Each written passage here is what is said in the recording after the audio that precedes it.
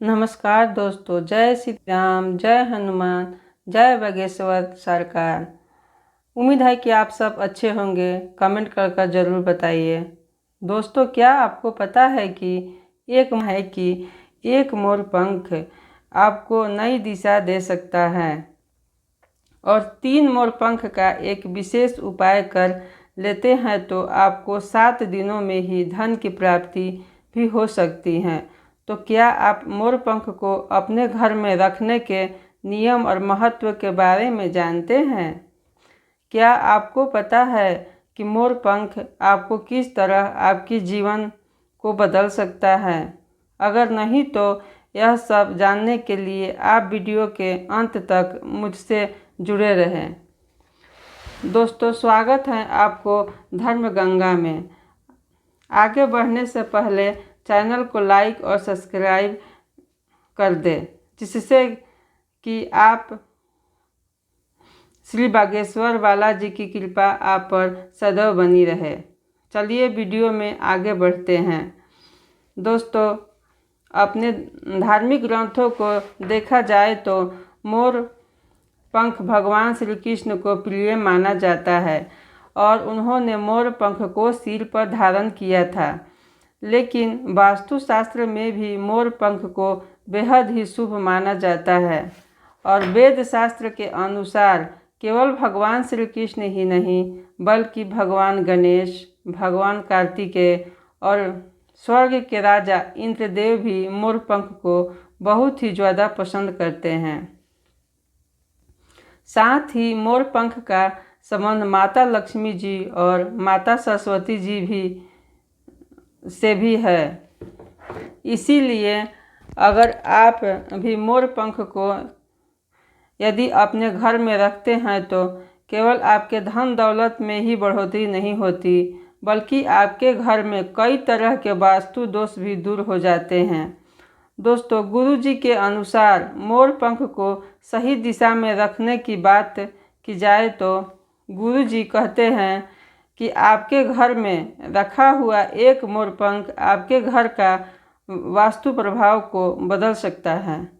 अगर आप अपने घर के दक्षिण पूर्व दिशा में मोर पंख लगाते हैं तो इससे आपके घर में लक्ष्मी का वास होता है और आपके घर में कभी कलह नहीं होता और कभी कष्ट नहीं आता। इसी तरह घर के दरवाजे अगर सही स्थान पर नहीं है तो अपने घर के दरवाजे पर 3 मोर पंख लगाएं और ओम द्वारपालाय नमः, जग्राय अस्थपाय स्वाहा इस मंत्र से इस मोर पंख को स्थापित करें और इसी मोर पंख के नीचे गणेश जी की छोटी सी प्रतिमा जरूर लगाएं। ऐसा करने से आपके घर के दरवाजे का वास्तु दोष खत्म हो जाएगा। वहीं आपके घर का मंदिर और पूजा स्थान वास्तु दोष के हिसाब से गलत है तो आप अपने पूजा के स्थान पर कुमकुम का तिलक लगाएं और ओम कूर्म पुरुषाय नमः, जग्राय अस्थपाय स्वाहा मंत्र बोलकर अभिमंत्रित करें और मोर पंख से अपने घर के मंदिर को सजाएं और मंदिर में शिवलिंग की स्थापना करें। ऐसा करने से आपके घर में पूजा घर के वास्तु दोष खत्म हो जाएगा। इसी के साथ गुरु जी यह भी कहा करते हैं कि अगर आपके रसोई घर वास्तु के हिसाब से उचित नहीं है तो अपने रसोई घर में 2 मोर पंख भोजन बनाने वाले स्थान से दूर लगा दे और मोर पंख के नीचे मौली बांधे और मोर पंख पर गंगा जल छिड़क कर ओम अन्नपूर्णाय नमः, जाग्राय अस्थपाय स्वाहा मंत्र बोलकर अभिमंत्रित करें। इन मोर पंख को स्थापित कर दे। ऐसा करने से आपके रसोई घर का वास्तु दोष समाप्त हो जाएगा। दोस्तों, इसी के साथ गुरु जी कहते हैं कि अगर आपके घर में राहु के दोष हैं तो अपने घर के पूर्वी और उत्तर पश्चिम दीवारों पर आप अपने मोर पंख लगाएं। अगर आपको अपने शत्रुओं से छुटकारा पाना हो तो आप मंगलवार या शनिवार वाला दिन हनुमान जी के माथे पर से सिंदूर लेकर उस मोर पंख पर अपने शत्रु का नाम लिख दे और रात के समय पूजा स्थान पर रखे और सुबह उठकर बहते हुए पानी में प्रवाहित करें। ऐसा करने से आपके शत्रु आपसे मित्रता करने लगेंगे। साथ ही आपके कुंडली में राहु केतु सर्प दोष है तो अपने तकिए की खोली में 7 मोरपंख सोमवार को रात में रखें और डालकर सो जाएं। और अपने घर के शयन कक्ष के पश्चिमी दिशा की दीवार पर मोर पंख का पंखा लगा दें। ऐसा करने से आपका राहु केतु के अशुभ प्रभाव कम हो जाएंगे। इसी के साथ गुरुजी कहते हैं कि मोर पंख से आप अपने घर में आई कई मुसीबतों को भी दूर कर सकते हैं।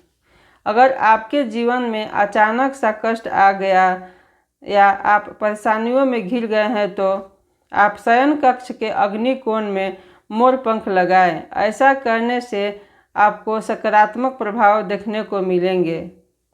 इसके अलावा गुरुजी कहते हैं कि यदि आप मोर पंख लेना चाहते हैं तो ध्यान रखें कि मोर पंख आपको प्राकृतिक ढंग से प्राप्त हुए हो। अगर आप किसी मोर को हानि पहुंचाकर अगर आप मोर पंख प्राप्त करते हैं तो उसमें नकारात्मक ऊर्जा पैदा हो जाती है, वह आपको सकारात्मक परिणाम नहीं देता। जो चीज़ किसी जीव को नुकसान पहुंचाकर की गई है ऐसी चीज़ आपका फ़ायदा भूल से भी नहीं कर सकती। इसी के साथ आपको गुरुजी के बताए हुए 3 मोरपंख का विशेष उपाय बता देते हैं, जिसे करने के बाद आप अपने घर में माता लक्ष्मी से धन वैभव और ऐश्वर्य की प्राप्ति कर सकते हैं। दोस्तों, गुरुजी का कहना है कि अगर आप अपने घर में माता लक्ष्मी को प्रसन्न करना चाहते हैं और साक्षात लक्ष्मी नारायण को अपने घर में विराजमान करना चाहते हैं तो आप अपने घर में श्री राधा कृष्ण के मुकुट में मोर पंख लगाकर उनकी 40 दिनों तक लगातार पूजा करें और उसके बाद उसे निकालकर अपने तिजोरी में रख दें। ऐसा करने से आपके घर में धन संपत्ति के वृद्धि होना शुरू हो जाएगी। आपके बिगड़े हुए काम बनना शुरू हो जाएंगे और आपके घर में माता लक्ष्मी साक्षात रूप से विराजमान रहेगी। इसी के साथ मोर पंख में न केवल देवी देवताओं का वास होता है बल्कि नवग्रह के बुरी स्थिति को भी मोर पंख ठीक कर सकता है। अगर आपके कुंडली में सूर्य ग्रह, मंगल ग्रह, शनि ग्रह, राहु केतु के अशुभ स्थिति हैं जिसके कारण आपको लगातार परेशानियों का सामना करना पड़ता है तो 3 मोर पंख लेकर अगर आप 21 बार ओम कृष्ण वासुदेवाय नमः मंत्र बोलकर उन पर पानी के छींटे देते हैं और फिर इन मोर पंखों को अपने घर के किसी श्रेष्ठ स्थान पर स्थापित करते हैं तो ऐसा करने से आपकी कुंडली के सभी कमज़ोर ग्रह मजबूत हो जाते हैं और सकारात्मक प्रभाव देते हैं। दोस्तों, गुरु जी यह भी कहते हैं कि यदि आप शुक्रवार के दिन 3 मोर पंख लेकर उसे अपने घर के मंदिर में स्थापित रखते हैं और ओम श्री वासुदेवाय नमः मंत्र को जाप करते हुए मोर पंख को अभिमंत्रित करते हुए स्थापित करते हैं और फिर इन्हें सीधा खड़ा करके अपने तिजोरी में रख लेते हैं तो ऐसा करने से भी माता लक्ष्मी आपके घर के तिजोरी पर अपनी कृपा बनाए रखती हैं। इसके अलावा मोर पंख को घर में लगाने का एक और फ़ायदा देखा गया है। आप अपने घर के बड़े लोगों से अक्सर कहते हुए सुना होगा कि अगर घर में ज़्यादा छिपकली हो जाती हैं या दीवारों पर मकड़ी, छिपकली जैसी जीव ज़्यादा हो जाती हैं तो आप अपने घर में मोर पंख लगा लो। आपको बता देते हैं कि यह बात बिल्कुल सही है, क्योंकि आपको जानकर हैरानी भी होगी कि मोर अक्सर पेड़ पौधे, खेतों और जंगलों में दिखाई देते हैं। वहाँ पर ये अगर कीड़े मकोड़े, सांप आदि को अपना भोजन बनाते हैं। तो अगर आपके घर के दीवारों पर मोर पंख रहते हैं तो आपके घर में रेंगने वाले जीव नहीं दिखाई देंगे।